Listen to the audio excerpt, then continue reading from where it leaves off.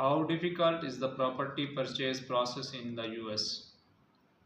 There are minor restrictions on foreign ownership of real estate in America, but they are insignificant for buy to let investment purpose.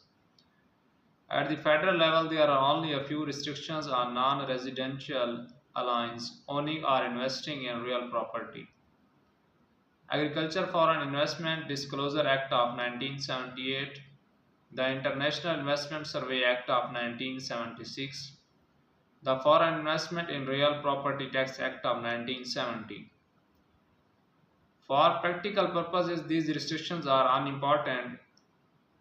Foreigners in some places are not allowed to buy land, but they can buy condominium.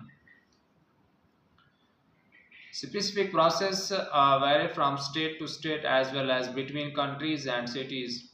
The procedure below is followed in New York City. Make an offer orally through your agent who will convey it either to the seller's agent or to the seller directly. The seller may counter your offer, beginning a negotiation process that hopefully will lead to an agreement on price, terms, and closing date. Number 2. The seller's attorney begins preparation of the contract of sale. He or she obtains and reviews the following documents: the deed, survey, title insurance policy, and something like. Number 3. Meanwhile, your attorney or real estate attorney is required in all property transactions in New York City.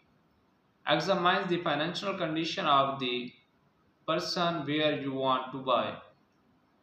The buyer's attorney reviews and negotiates the contract deed, title search and title insurance policy, as well as the document referred to in the title policy such as survey, certificate of occupancy, real property tax bill, heating, cooling and electric bills.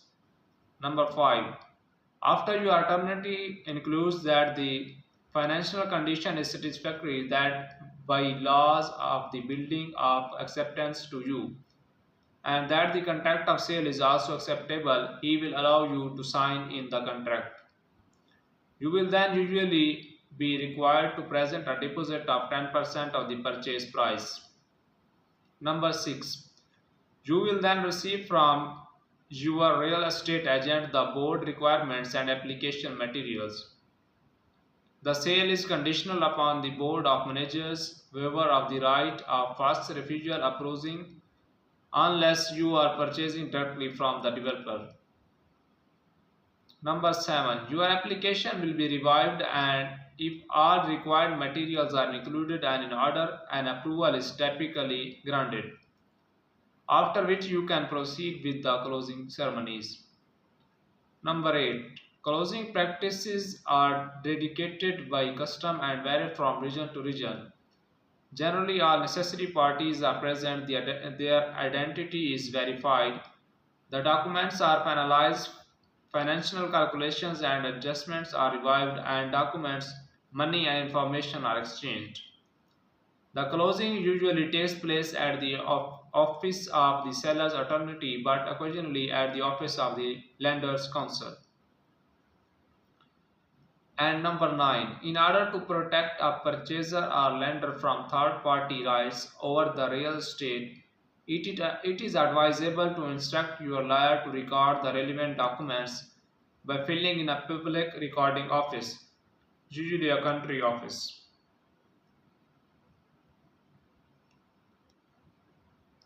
Fees. Regarding fees are charged by the government for entering an official record of the change of ownership of the property. It can be paid by either party but is usually paid by the buyer. Recording fees are usually fixed amounts and are minimal. Legal fee. Legal fee may vary depending on location and the complexity of the transactions. Most lawyers charge a percentage of the selling price, about 0.5 to 1%, while some lawyers charge a fixed fee or on an hourly basis. Each party pays for their own lawyer. Real property transfer tax. Transfer tax varies depending on the location of the property. 5 states do not impose transfer taxes. The National Association of